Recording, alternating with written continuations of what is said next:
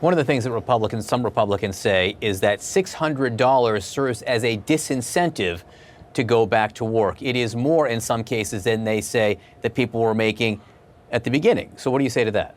And I think that's an argument that has some validity to it, and we ought to deal with that, and there is a way to deal with that. I just want to make sure I'm hearing you correctly. It does seem like you might be willing to come off some from $600, not to $200, but you're not demanding $600 or bust? Look, it's not $600 or bust. You don't. Speaker Pelosi said the other day, which I thought was a great line, we don't have red lines, we have values.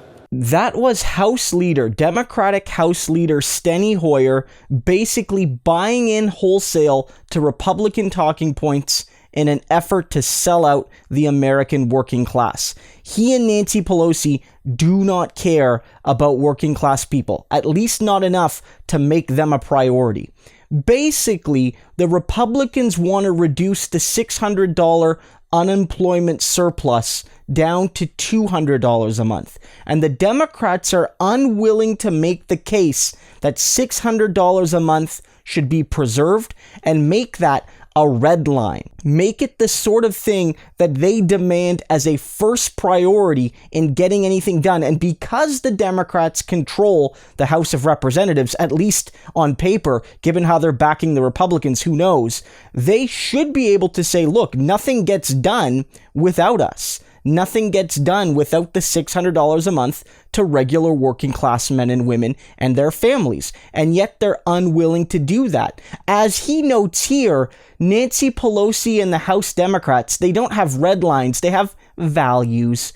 What are values if you're willing to sell them out to the right-wing ghouls like Mitch McConnell? You don't have values if you don't stick your neck out for the values some of the time. And saying that $600 a month is too rich, $600 a month is a value and not a red line, is totally irresponsible. And it signals to people that when push comes to shove, you have more in common with the anti-working class Republicans than you do with progressives and those very same working class people. That's what you're hearing here. It's just a value that working class people should have enough money to literally not go homeless and starve. That's a value, not a red line. To me, the only way that is a value of yours is if you make it a red line, at least as much as is possible. This hasn't even come to a head yet, and they're already conceding. And worse than that, worse than acknowledging that maybe you'll have to compromise on what the number will be, they're already buying into Republican talking points. At the beginning of the clip I showed you, the CNN anchor was basically saying, the Republicans are arguing that such a rich amount of money given to working class people disincentivizes them from working. It's so much money. They're just going to sit on their bums and be lazy. And Steny Hoyer, and by extension, the rest of the Democratic leadership like Nancy Pelosi, effectively buy that interpretation. They say, look, we don't want to be as rash as the Republicans in making this cut, but we agree that working class Americans are getting rich off the taxpayer right now, and we think there's a problem with that. So we're more compassionate about our disdain for working class people, but we still really fundamentally don't trust them. We think the working class people are loving right now the fact that they don't know what their future is going to be. We think they love the insecurity for them, their spouses, their children, their family, their community. We think they're secretly, cheering every day that this crisis continues because they get an extra $600 a month. These greedy working class SOBs. These greedy working class SOBs. That's what Steny Hoyer and Nancy Pelosi think about working class people who by the millions are unemployed through no fault of their own right now. That's what's happening. And again, you can see the pipeline in action. You see right-wing corporate media put forward the idea that working class people are living too richly off what is in effect $15 an hour, the basic demand for anybody talking about a minimum wage in 2020.